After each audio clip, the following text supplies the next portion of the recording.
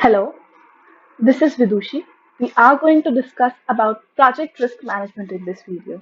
So let's get started. Before moving ahead, we need to understand what risk and risk analysis is. So starting from risk is nothing but possibility of any uncertain event that may occur and affect the activities which human values the most. Whereas risk analysis is the process which estimates the level of risk for identified and approved risk. There are two approaches for risk analysis: qualitative approach and quantitative approach. Qualitative approach uses the probability of occurrence and consequences of occurrence scales together with a risk mapping matrix to convert the values to risk levels. Whereas quantitative approach uses the techniques such as expected value, decision tree analysis, payoff matrices, and modeling and simulation.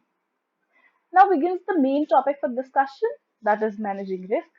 See, risk can have both positive and negative effect on a project objective. Thus, the risk management plan contains three major roles, that is identify risk, mitigate risk, and avoid risk. The first step is to identify the risk. After identifying, either should be avoided if it has positive effects on project objective and the risk is less severe, or it should be mitigated if it has negative impact and the risk is majorly severe. Mitigating risk, we mean to make it less severe by applying various risk strategies, which we are going to discuss today in this PPT. Now, as we discussed, risk can be both negative and positive. So, negative risk is the possibility of loss or injury. For example, financial loss, poor performance, time lost, opportunity loss, etc. On the other hand, positive risks are the opportunities that results in good things happening. For example, financial gain, greater revenue profit, emerging new opportunities, unlocking new unexpected values, improved performance, etc. Risk utility or risk tolerance is the amount of satisfaction received from a potential payer. Utility rises at a decreasing rate for people who are risk averse. Those who are risk seeking have a higher tolerance for risk. The risk neutral approach achieves a balance between risk and payoff. As we can see here, for each one, the graph is depicting the role.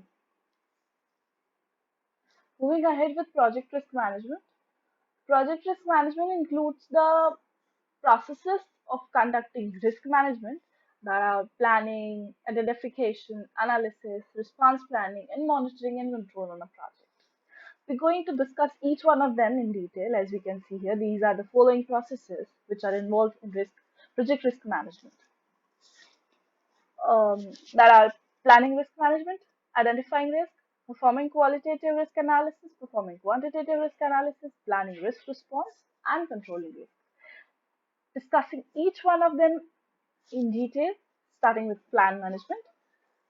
Plan risk management is the process of defining how to conduct risk management activities for a period.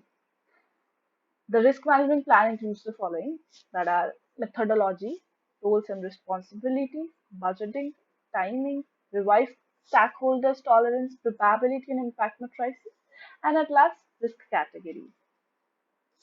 The second process is identify risk. So identifying risk is the process of determining which risk may affect the project and documenting their characteristics. The tools and techniques we use for this method are brainstorming, DELPHI technique, interviewing, and SWOT analysis. We will just quickly go through each one of them. Starting with brainstorming is a technique by which a group attempts to generate ideas or find a solution for a specific problem by amassing ideas spontaneously and without judgment. See, we have to be very careful that we do not overuse or misuse brainstorming. Psychology literature shows that individuals produce a greater number of ideas working alone than they do through brainstorming in small face to face groups. Group effects often inhibit idea generation. Next is Delphi technique. It is used to derive a consensus among a panel of experts who make predictions about future developments. Interviewing is a fact finding technique for collecting information in face to face, phone, email, or instant messaging discussions. And at last, SWOT analysis, as we all know, we have to identify four things that are strengths, weaknesses, opportunities, and threats. Now, the third process is performance qualitative risk analysis. It is the process of prioritizing risk for further analysis or action by assessing and combining their probability of occurrence and impact.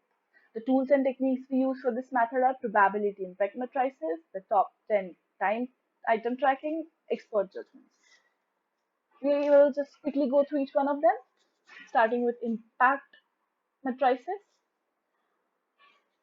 It lists the relative probability of a risk occurring on one side of the matrices or axis, or on the other hand, it charts the relative impact of the risk occurring. It lists the risk and then label each one as high, medium, or low in terms of its probability occurrence and its impact if it did occur. As we can see here, the risks are divided into high risk, moderate risk, and low risk.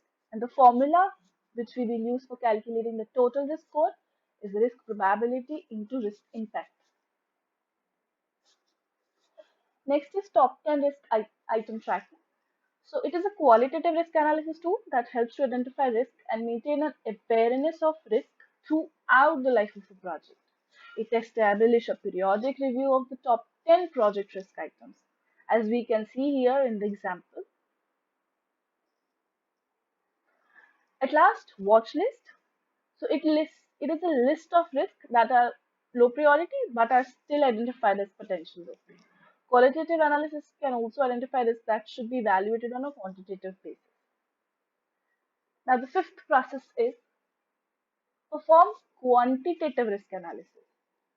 It is the process of numerically analyzing the effect of identified risk on overall project objectives.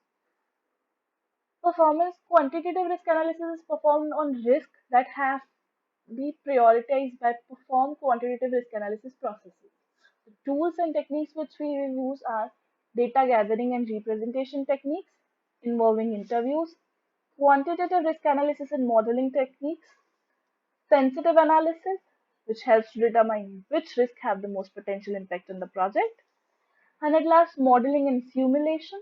A project simulation uses a model that translates the specified detailed uncertainties of the project into their potential impact on project objectives. Now, planned risk response.